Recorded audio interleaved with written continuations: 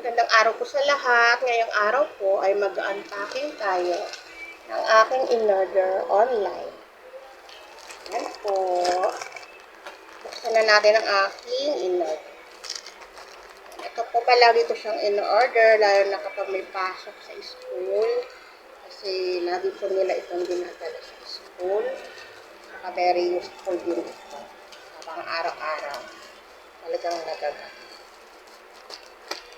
Yan. Yan po, ang aking in-order ay yan, ang baby wipes. Yan, ito po ay 10 piraso. Hindi pa natin ilagay. 10 piraso siya. 4, 5, 6,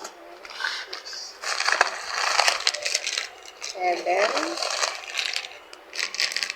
8, 9, at 10. Ayan, 10 wipes. Tapos, may kasama din siyang tissue. Ayan po. 10 baby wipes at saka 10 tissue. Bali, nabili ko lang po siya ng 130. Kaya sobrang tipid po siya. Kaya makakatipid talaga yung mga nanay kapag sa online po bumili. Kasi kapag bumili ka nito, di ba, karaniwan talaga 10 piso ang isa. Pati yung wipe 10 piso din to kapag bumili.